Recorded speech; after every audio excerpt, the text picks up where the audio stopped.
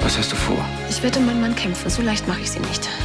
Und Punkt 1 auf dem neuen Spielplan lautet: herausfinden, wer diese Neue ist, die er angeblich liebt. Es wird ihr niemals egal sein, dass ich sie mit ihrem Mann betrogen habe. Dass ich ihre Ehe zerstört habe. Nein. Was kommt jetzt? Ich werde dich auf immer und ewig lieben? Spar dir das, ich glaub dir nämlich sowieso kein Wort. Jan? Hey, alles in Ordnung? Nichts ist in Ordnung. Will dich nicht mehr wiedersehen.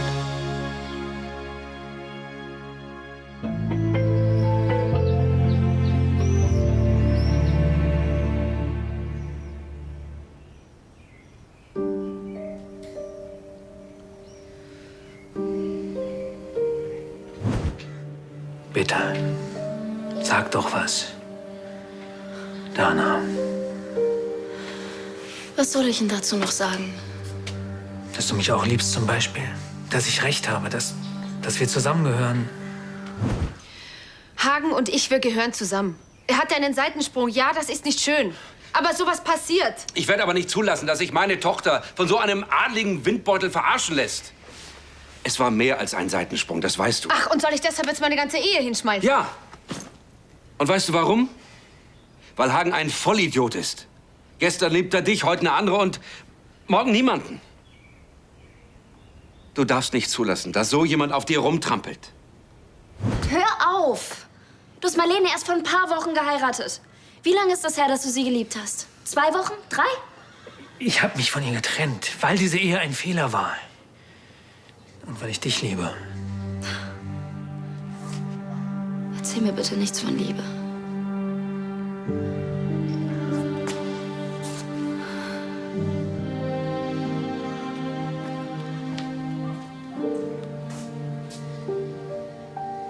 Marlene, du solltest wirklich nicht hierbleiben. Spar deine Kräfte. Denk daran, du stehst jeden Abend auf der Bühne. Ich bin nicht Lily Rose. Ich bin Marlene von Lahnstein und das werde ich auch für immer bleiben, verdammt nochmal.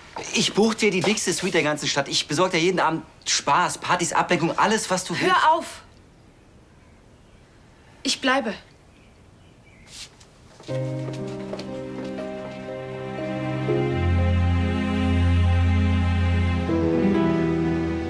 Julia, es ist so viel Zeit vergangen seit damals. Wir beide haben uns verändert. Immer. Du hast deine Familie, ich habe meine Berufung gefunden. Also, Du und ich, wir werden immer mehr sein als nur Geschwister. nein. Nein, wir sind erwachsen geworden. Und ich bin fest davon überzeugt, dass wir ganz normal miteinander umgehen können. Glaubst du das wirklich oder willst du das nur glauben? Jan, ich habe Angst. Ich will Timo und Ricardo nicht verlieren. Deshalb ist es besser so. Besser. Jahrelang hat ein Teil von mir gefehlt. Wir haben diese zweite Chance. Jetzt können wir alles richtig machen, und zwar als Geschwister.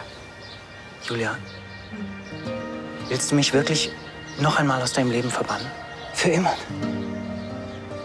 Bitte, Jan, halt dich fern von mir. Und auch von meiner Familie.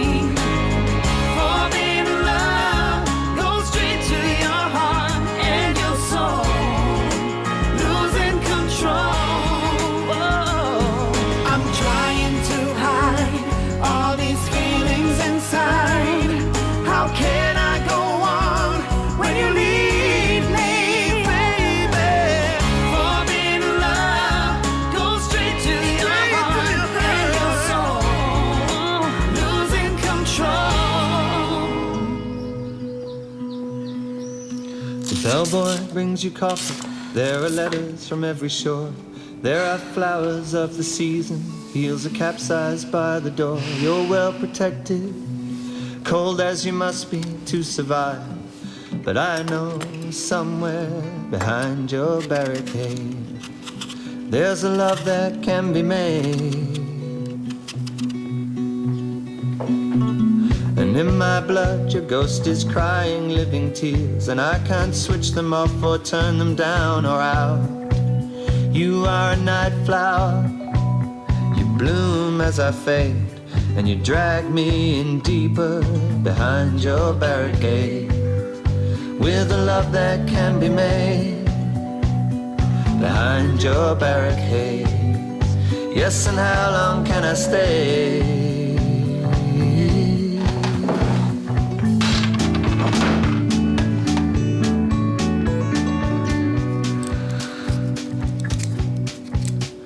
This edition of yourself you don't believe in anymore. We'll face the chat show at 8:30 and we'll freeze in the applause. Who am I to argue? Here everybody must get paid. May you bloom forever. Selbst schuld. Behind your barricade. Ich komme einfach nicht mehr an sie ran. Marlene hat ihren eigenen Kopf. Wenn sie sich einmal was vorgenommen hat, dann... Wenn ein Baum krank ist, dann schlägt man ihn raus, sonst stirbt der ganze Wald. Und diese Ehe, die ist definitiv nicht mehr zu retten. Marlene muss einfach einen klaren Schlussstrich ziehen. Diese ganze Frage nach dem Warum, das bringt niemandem was. Ich sag Ihnen was. Ihr Bruder Hagen, der soll mir mal schön aus dem Weg bleiben. Und wenn er noch einmal versucht, einer meiner Töchter den Kopf zu verdrehen... Es war keine Glanzleistung von Hagen. Hätte diese Ehe schon viel früher beenden müssen. Ja, dann sorgen Sie endlich dafür, dass es Marlene merkt. Schön, dass wenigstens ihr beiden euch einig seid, was das Beste für Hagen und mich ist. Marlene, ich... Wolltest du nicht noch die Pressekonferenz morgen mit mir durchsprechen? Marlene, ich finde, dein Vater hat recht. Vorsicht! Auf das Thema Eheabwicklung reagiere ich im Moment eher allergisch. Ich will doch nur nicht, dass du daran kaputt gehst. Hagen hat dich nicht verdient. Die ganze Welt liegt dir zu Füßen. Du musst nur zugreifen. Wenn ich einem Mann Ja sage, dann meine ich das so. Und zwar für immer. Und Hagen sieht das genauso. Marlene, Ich weiß, was ich weiß. Und als nächstes finde ich heraus, wer diese verdammte Schlampe ist, die mir meinen Mann wegnehmen will.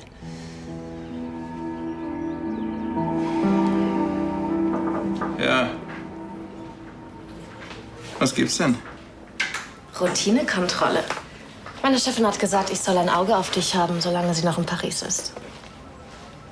Na, sie hat bestimmt nicht gesagt, dass du ein Auge auf mich werfen sollst, oder? Das nennt man Eigeninitiative. Ehrlich gesagt, ich würde ganz gerne mal ein Auge werfen. Und zwar auf meinen Vorvertrag für das Treffen mit Wendler. Sag mal, ist der Rechtsabteilung die Sauerstoffzufuhr abgeschnitten worden, oder wie? Keine Ahnung. Aber ich kann ja mal nachhaken.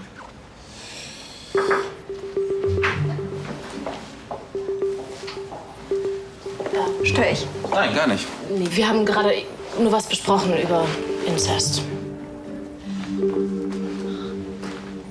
Tja, also was gibt's? Es geht um die Lahnstein-Stiftung. Nico plant einen neuen Schwerpunkt.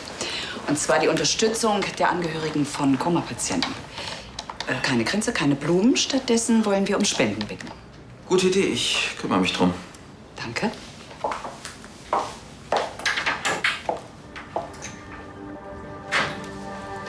Die bist du aber elegant losgeworden. Ich glaube, sie hat nichts gemerkt. Und ich glaube, wir müssen fürs Erste ein wenig diskreter sein, okay? Ich bin die Diskretion in Person. Ah. Ist ja nicht für immer. Übermorgen bin ich 18. Und dann kannst du mit mir machen, was du willst.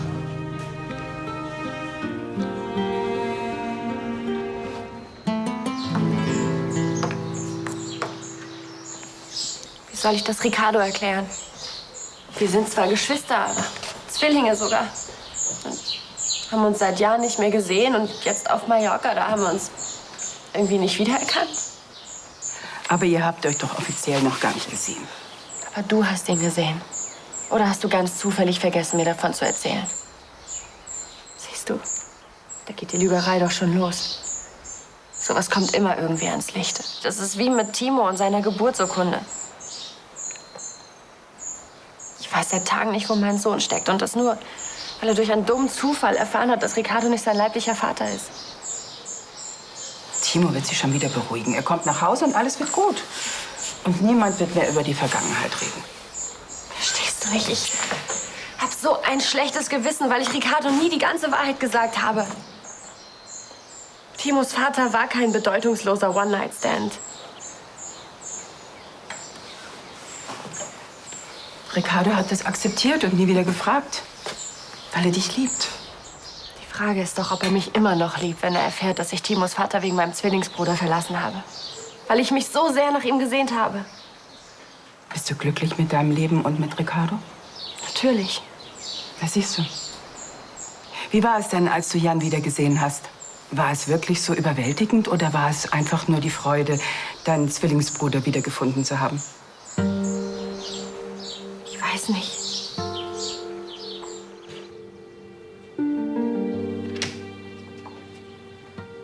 Hagen?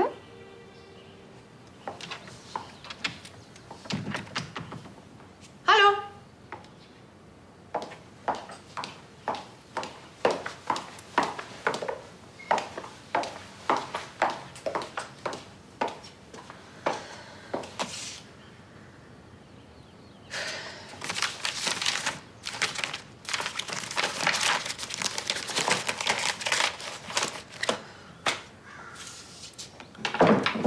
Ich weiß, dass wir die Futterpläne an die neuen Trainingspläne anpassen müssen. Ich habe deswegen auch schon mehrfach mit dem Chef gesprochen.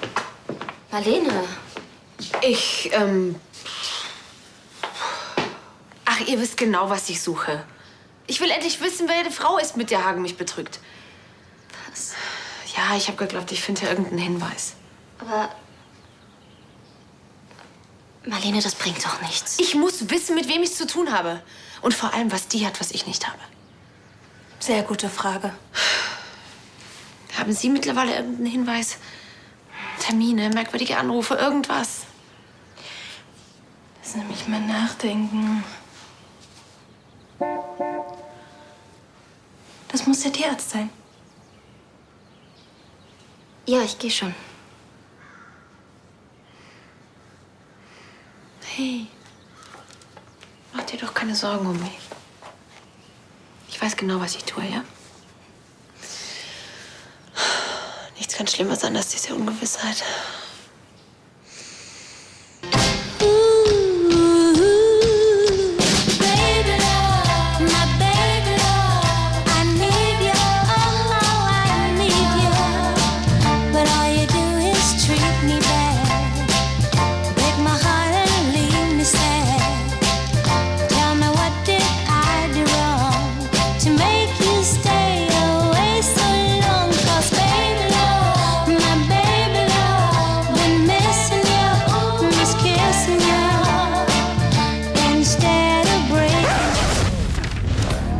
Können Sie nicht aufpassen?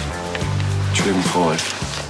On demand, ja, das klingt immer alles schön und gut, aber glauben Sie mir auch, wenn zusätzliche Kosten für Sie entstehen, eine gewisse Bevorratung muss sein. Wenigstens für die Essentials. Also für mich sind das alles nur tote Kosten. Ja, und wenn es zu einem Lieferengpass kommt oder nochmal zu einem Waldbrand? Also Sie haben es ja nicht mal geschafft, heute den Vorvertrag on demand zu liefern. Der Vorvertrag on demand. Oh, ja dann. Sorry, Kim Wolf, Assistentin von Tanja von Landstein. Ja, dann klären wir die Details gleich jetzt und in 2 Wochen bringen wir den Deal in trockene Tücher. Ja, das ist ganz in meinem Sinne. Dann wird doch ordentlich gefeiert. Gute Idee. Dann haben wir die Presse gleich mit dabei. Oh, das wird bestimmt gut. Oh. Mein Büro in Paris. Sie entschuldigen einen Moment. Ja. Oui, c'est moi. Wie hast du es bis jetzt mit dem ausgehalten? Wendler ist ein extrem wichtiger Geschäftspartner, okay? Der wird ganz schön blöd gucken, wenn er auf deiner Party ist und checkt, dass ich mehr bin als nur dein Bringmädchen.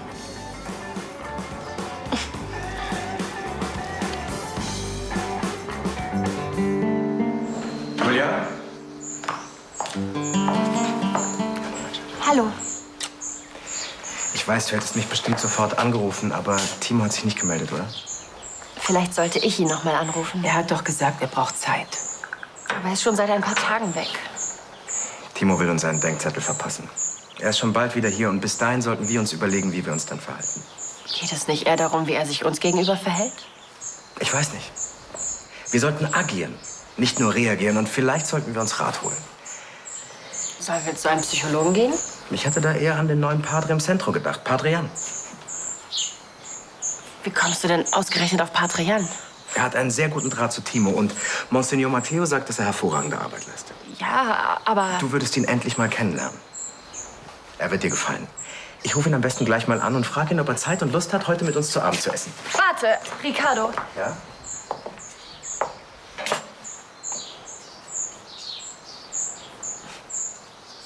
Nichts.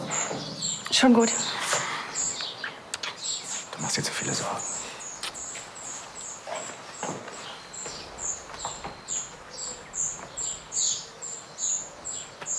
Gott, warum habe ich das nicht verhindert? Ich habe gerade die letzte Chance verpasst, Ricardo die Wahrheit zu sagen. Wart es ab. Wenn du es nicht aushältst, kannst du Jan immer noch bitten, sich zurückzuziehen.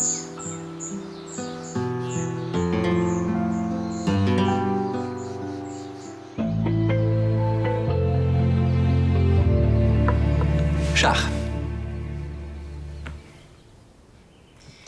Und sonst so? Ich meinte eigentlich wegen Philipp. Wie geht's dir? Naja, ich freue mich, dass es Nico irgendwie besser geht, aber ich habe auch gemerkt, dass es für mich keinen Unterschied macht. Ich habe mich vorher als Mörderin gefühlt und ich tue es immer noch. Helena, es war ein Unfall. Selbst wenn du nicht weitergefahren wärst, es hätte keinen Unterschied gemacht. Ihr könnt mir das noch 1000-mal sagen. Ich weiß, dass ich schuld an Philipps Tod bin. Damit muss ich leben. Und keine Sorge, ich greife nicht wieder zu den Pillen. Aber jetzt genug davon, weil du hast schließlich auch Probleme. Schach. Probleme?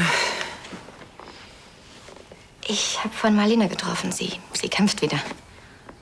Hat sie das gesagt? Nein, das sieht man. Ich glaube, im Grunde ihres Herzens ist sie total verzweifelt und weiß auch, dass es aus ist, aber will es nicht wahrhaben. Daher der Aktionismus. Hagen ist ihre große Liebe. Und ausgerechnet du musst sie trösten. Wie hältst du das aus? Wenn du denkst, ich ziehe dir die Trostnummer durch, dann... Ich habe das nicht eine Sekunde gedacht. Gut.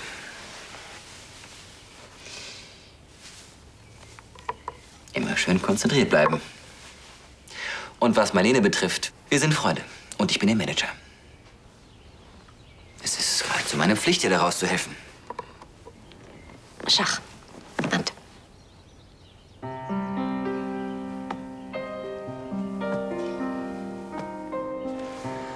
Entschuldigen Sie bitte, dass es so lange gedauert hat. Ach, kein Problem. Ja, kein Problem. Ich habe meinem Chef so lange Gesellschaft geleistet. Wie schön. Ja, wenn Sie uns jetzt bitte entschuldigen würden, wir haben noch geschäftlich zu reden. Klar. Kein Problem. Viel Spaß, die Herren. Meine Güte, warum tun Sie sich sowas an? Ich hätte die längst gefeuert. Tja, wissen Sie, ich habe Nachsicht mit der Jugend. Mein Sohn kommt auch bald in die Pubertät. Ich denke mir, wenn ich mit der kleinen Rotzgöre klarkomme, dann kann mich nichts mehr schocken. Ja, natürlich.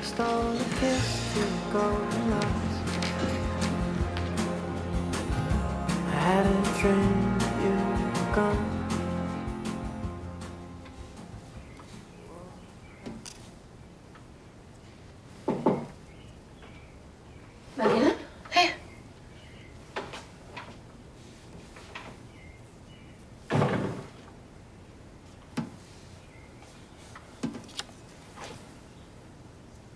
Ah, da ist das Hagens Gästezimmer. Ich habe das Zimmermädchen bestochen. Marlene, warum machst du das? Naja, wahrscheinlich habe ich einfach zu viele Filme gesehen, aber weißt du, ich denke die ganze Zeit, dass ich jetzt gleich einen Namen entdecke mit einer Telefonnummer und einem Herzchen drumrum oder eine verräterische Rechnung aus der Champagner-Suite oder so. Ja, aber selbst wenn du irgendwas findest, was ändert das? Hagen will zurück zu mir. Wie bitte? Ja, ich habe gesehen, wie er seinen Ring in der Hand gehalten hat. Das heißt doch nichts. Natürlich, ich kenne doch die Spielchen. Kurz vor der Premiere setzt der Regisseur immer auf die Zweitbesetzung. Aber das kannst du doch nicht vergleichen. Natürlich, und dann kommt der große Auftritt der Hauptdarstellerin und ich werde die Zweitbesetzung an die Wand spielen. Glaub mir. Hagen wird seinen Ring wieder tragen.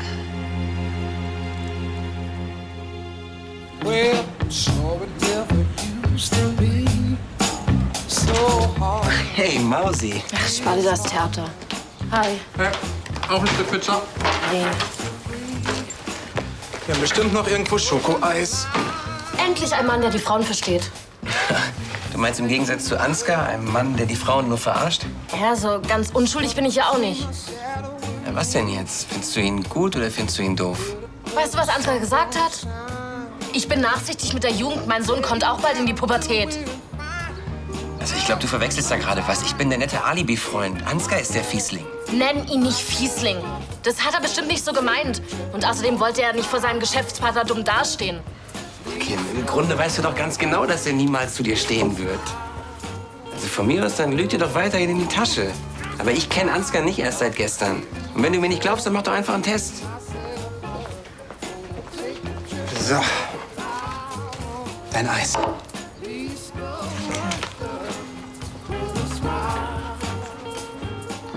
Hallo. Hallo. Danke, dass du es dir noch mal überlegt hast. Hab ich eigentlich gar nicht. Das ist einfach so passiert. Ach so, wenn ich wieder gehen soll, dann... Nein, natürlich nicht. Das ist bestimmt gut so. Aber tu mir einen Gefallen. Ich kann nicht so tun, als wärst du ein Fremder. Also, wir sind uns schon mal begegnet, okay? Okay. Adrian? Julia? Wie ich sehe, haben meine Frau und Sie sich schon bekannt gemacht. Ja, das mussten wir aber gar nicht, weil... Also wir sind uns schon mal begegnet. Auf dieser Insel kann man sich einfach nicht entkommen. Meine Schwiegermutter kennen Sie bereits. Ja, Frau von Anstetten. Clarissa, einfach Clarissa. Keine Förmlichkeiten. Jan, Padre Jan, wenn Sie möchten. Muss aber auch nicht sein. Ja, Julia. Ich kann Ihnen gar nicht genug dafür danken, dass Sie sich sofort Zeit für uns genommen haben. Ja, das ist selbstverständlich. Wir wissen das zu schätzen. Wir machen uns einfach furchtbare Sorgen um Timo.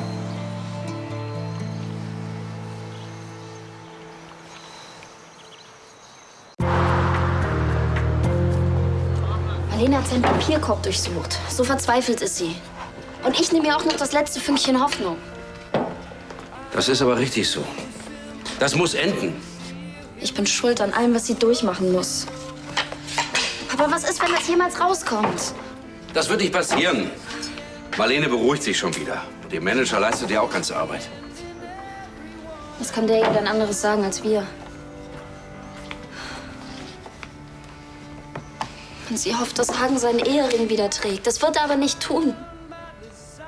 Was macht dich denn da so sicher? Er liebt sie nicht mehr. Das kann sich ändern. Bei Hagen von Lahnstein überrascht mich gar nichts mehr.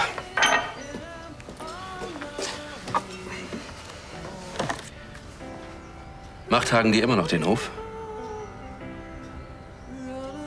Und dir? Gefällt dir das?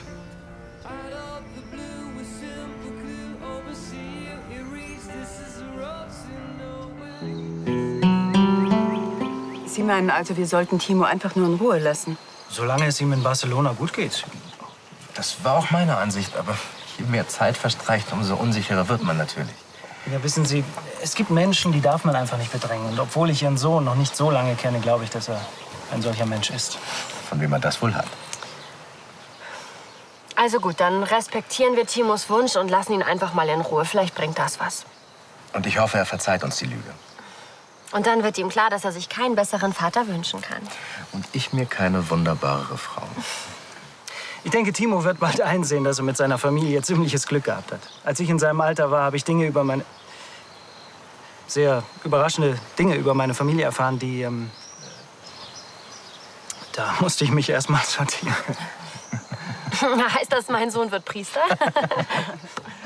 Naja, jeder findet seinen Weg, mit sich und seiner Familie ins Reine zu kommen.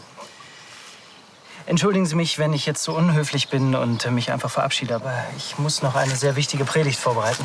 Wir haben Ihnen zu danken für Ihre Zeit und Ihren Rat und den Mut, den Sie uns gemacht haben. Sehr gerne. Dem kann ich mich nur anschließen. Danke, Padre. Ich bringe Sie noch zur Tür. Ach so. Wiedersehen. Wiedersehen.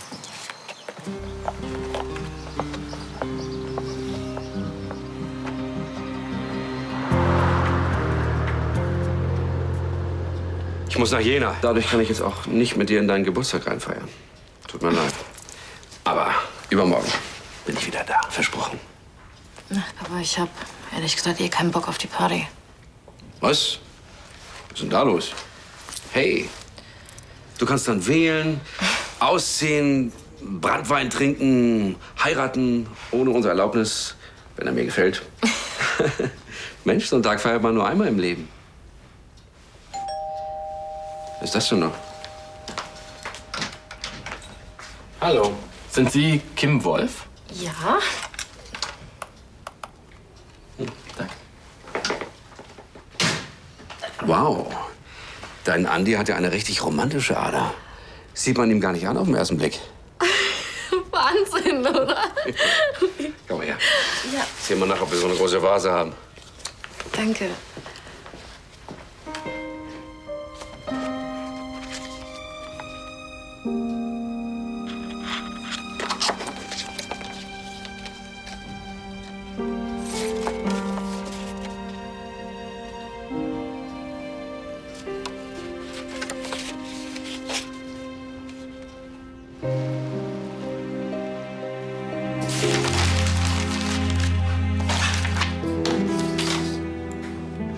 Ja? Clarissa. Hallo, Jan. Komm rein.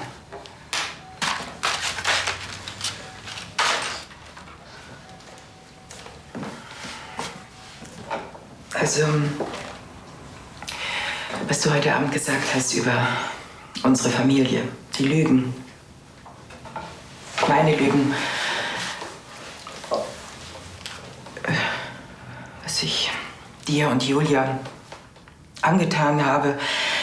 Ich wünschte, ich könnte alles ungeschehen machen. Ich weiß das. Und ich habe dir längst verziehen. Du bist Priester. Du wirst dafür bezahlt. Als Sohn habe ich dir verziehen. Bitte setz dich. Danke.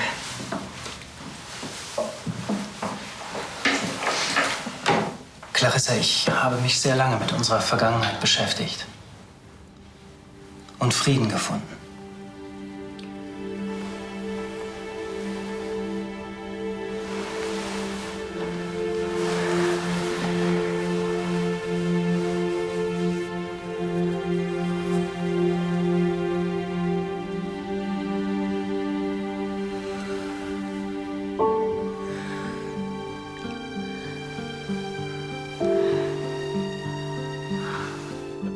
All die Jahre im Gefängnis, ich hatte viel Zeit, über meine Fehler nachzudenken. Ja, du hast ja auch einige Fehler gemacht. Entschuldige, das war gemein. Das werde ich jetzt wohl beichten müssen. Du bist immer noch mein Junge. Das habe ich mir so sehr gewünscht, dass wir eines Tages eine Familie werden. Du, Julia und ich. Das war nicht leicht heute Abend für dich, oder? Zu wissen, dass sie glücklich verheiratet ist und sich für sie zu freuen, ist die eine Sache. Es dann das erste Mal zu sehen. Ja, das verstehe ich. Julia hat es ja um einiges leichter. Naja, Gott tätschelt nicht so viel wie Ricardo. Das werde ich jetzt aber nicht beichten. Meinst du, du kannst es aushalten, Julia verheiratet zu sehen? Ich bin ihr Bruder und als solcher möchte ich für sie da sein. Auch wenn ich jetzt wahrscheinlich nicht mehr offiziell ihr Bruder sein kann, sondern immer der Padre bleibe.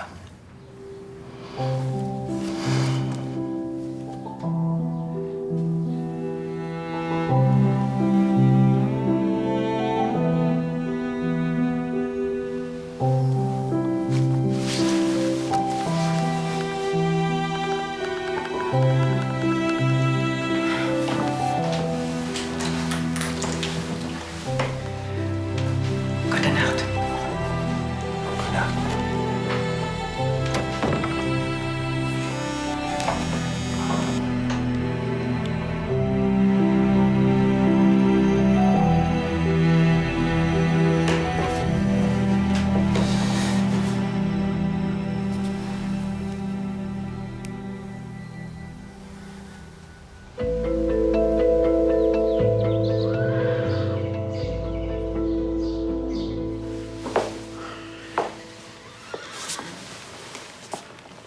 Dana, ich muss noch mal mit dir reden. Das geht so nicht. Kein Kommentar.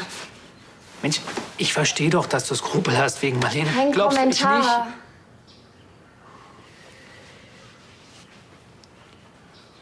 Sei endlich ehrlich zu dir selbst und gib uns eine Chance. Kein Kommentar, verdammt!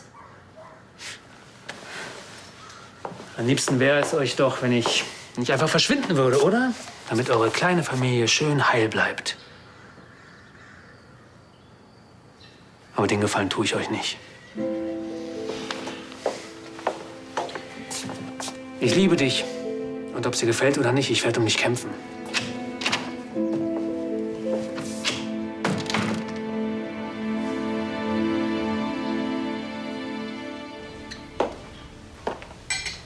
Guten Morgen. Guten Morgen. Marlene, setz dich doch.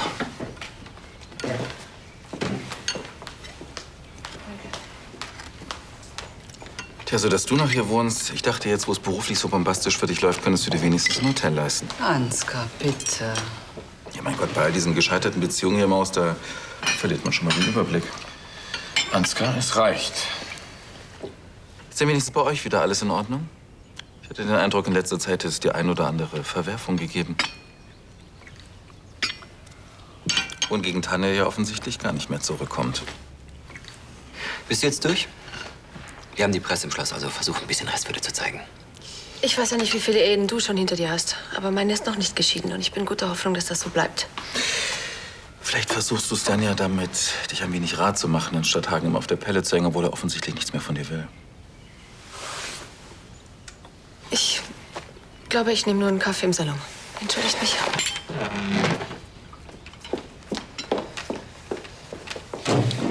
Wir sprechen uns noch.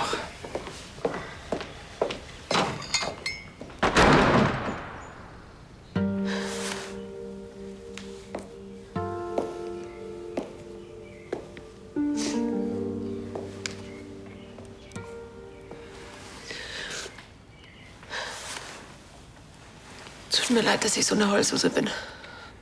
Ich kenne Ansgar noch und trotzdem hat er mich kalt erwischt. Ich hätte nach seinem ersten dummen Spruch schon zum Brotmesser greifen sollen. Dann hätte die Presse wenigstens was zu schreiben.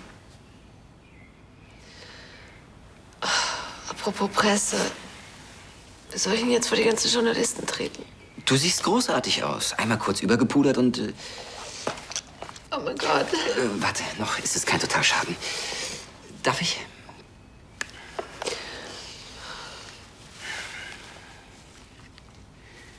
So, einmal kurz hochschauen. Und jetzt sprich mir nach. Mein Name ist Ansgar von Lahnstein. Ich bin ein frustrierter Idiot. Mit meinen verletzten Angriffen kompensiere ich mein erbärmliches Liebesleben. Manchmal wünschte ich wäre wie er. Nie wieder heulen oder leiden. Ach, glaub mir, das wäre ein schlechter Tausch. Die Leute wollen die sensible, zauberhafte und vor allem perfekt geschminkte Marlene sehen. Wie hast du das jetzt gemacht? Ich habe gar nichts gemacht. Du bist von Natur aus wunderbar. Du bist wunderbar. Du bist der beste Manager auf der ganzen Welt. Naja, jetzt übertreib mal nicht. Ich will nur verhindern, dass du mich vor der Presse blamierst. Trotzdem, danke für alles.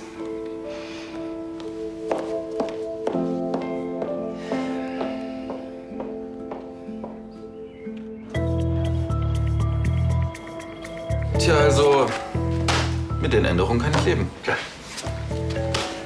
Wir sind im Geschäft. Sehr schön. Dann lasse ich den Vertrag überarbeiten und bringe die geänderte Version morgen mit. Gut. Frau Dröge meinte, 1 Kilo Klausurwerk soll ganz schnell zu den Jungs mit den gefälschten Juradiplomen.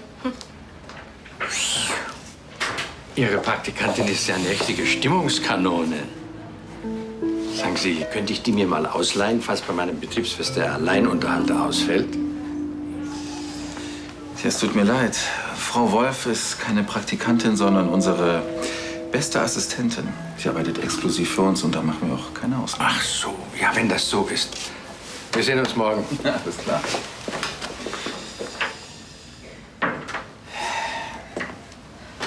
Ich sehe, du trägst mein Entschuldigungsgeschenk. Freut mich. Es ist nämlich so, mir tut das alles sehr leid. Ich war ein bisschen angespannt, weil dieses Geschäft noch nicht in trockenen Tüchern war. Und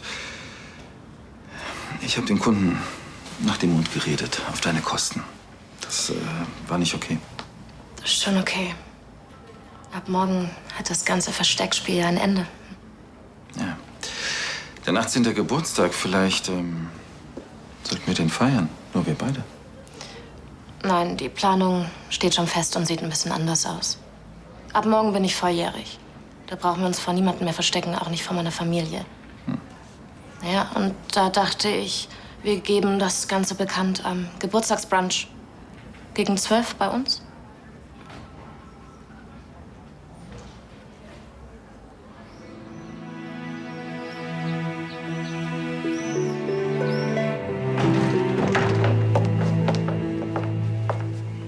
Hey. Hey. Ich habe gehört, du bleibst auf Königsbrunn. Weißt du, ich finde die Zimmer gemütlich, das Personal ist freundlich, deine Familie liebt mich. Ist doch kein Problem, oder? Nein. Aber? Ich habe nur Angst, dass du dir zu viel davon versprichst. Ich? Ach was. Marlene, ich will dir nicht noch länger wehtun. Also, versteh mich nicht falsch, du hast jedes Recht, hier zu wohnen, aber ich will nur nicht, dass du das aus den falschen Gründen tust. Wieso hast du es eigentlich so verdammt eilig? Möchtest du so schnell wie möglich freie Bahn für die neue? Nein, es hat nichts mit der neuen zu tun. Womit dann? Warum musst du alles kaputt machen?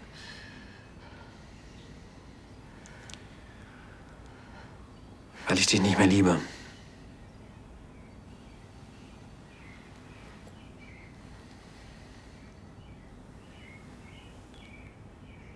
Ich habe schon verstanden. Offensichtlich findest du die Vorstellung, dass dein Vater mit der Axt auf mich losgeht, nicht weiter irritierend. Natürlich würde ich ihm die Axt abnehmen. Ja, aber sind wir doch mal ehrlich, mein Vater hält dich für einen Lüstling, der sich an seiner kleinen Prinzessin vergriffen hat. Na, das ist sehr schön formuliert. Mein Vater wird so oder so toben, egal was du machst. Du musst ihm einfach beweisen, dass du mich verdienst.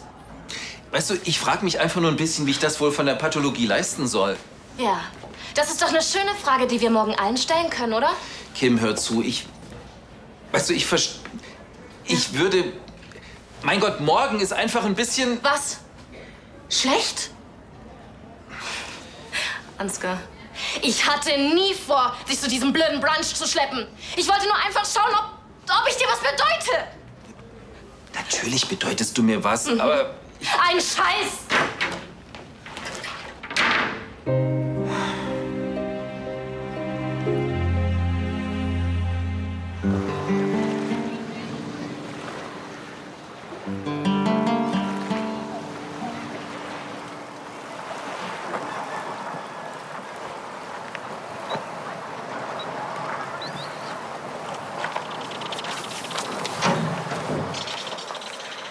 Danke, dass du gekommen bist. Clarissa hat gesagt, sie war gestern noch bei dir. Also, sie war nicht indiskret oder so, aber sie hat mir gesagt, dass es nicht leicht für dich war, mich mit Ricardo zu sehen. Ja, ich muss zugeben, dass es war gewöhnungsbedürftig. Ich bin jetzt nicht eifersüchtig, also es war einfach fremd. Der Abend gestern war wirklich schön und ich hatte seit so langer Zeit mal wieder das Gefühl, komplett zu sein. Außer Timo natürlich.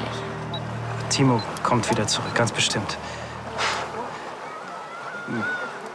Heißt das jetzt, also was heißt das, dass es okay für dich ist, wenn ich... Unter einer Bedingung. Wenn Fragen aufkommen über unsere Vergangenheit, über einfach Fragen, die ich Ricardo und Timo nicht beantworten kann, dann... Verschwinde ich aus deinem Leben. Wieder. Ich habe nach einer schöneren Formulierung gesucht, aber ich denke, das trifft es ziemlich genau. Ist das okay für dich?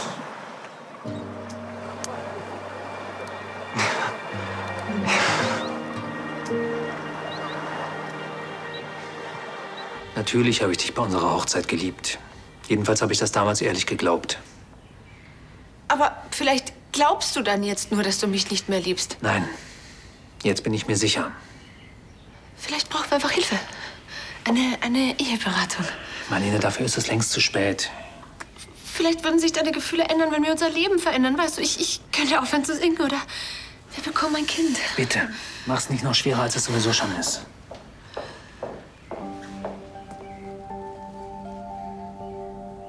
Die Rosen, die Sie bestellt haben. Danke. Die Rosen. Sind die für die andere Frau?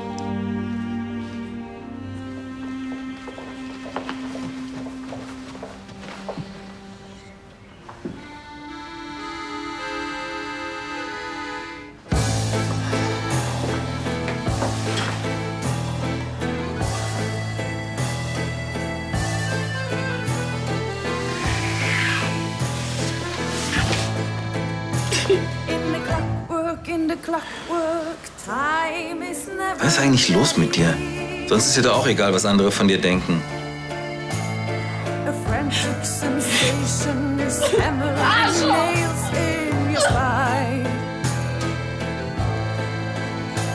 Arschloch.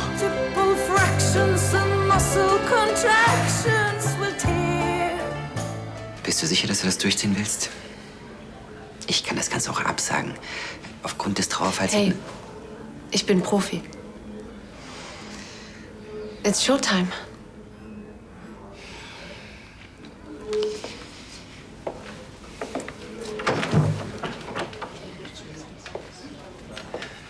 Meine Damen und Herren, sie berührt und begeistert ihr Publikum jeden Abend als Lily Rose.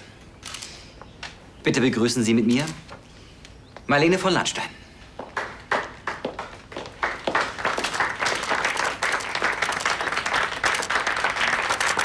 Danke, vielen Dank. Und schön, dass Sie alle gekommen sind. Flock, Glanz und Gloria. Ihr Triumph wurde überschattet vom tragischen Tod eines Familienmitglieds. Ja, wir sind in Gedanken alle bei Prinz Philipp zu Hohenfelden, seiner Frau und seiner Familie. Aber das Musical geht weiter. Da legen Sie keine Trauerpause ein. Philipp hat das Leben geliebt. Und die Musik. Er hätte nicht gewollt, dass wir verstummen. Und deshalb ganz im Gegenteil. Die morgige Vorstellung widmen wir ganz allein Prinz Philipp zu Hohenfelden. Eine Vorstellung zu Ehren eines Toten. Und vielleicht sogar zusätzlich noch eine kleine Geistererscheinung. Ich habe keine Ahnung, was Sie meinen. Nun, Ihr Mann wurde noch in keiner einzigen Vorstellung gesichtet. Und Ihre Fans fragen sich jetzt natürlich, ob Ihr Erfolg als tragisch liebende Lily Rose womöglich Ihre Ehe zerstört. Mein Mann ist sehr beschäftigt.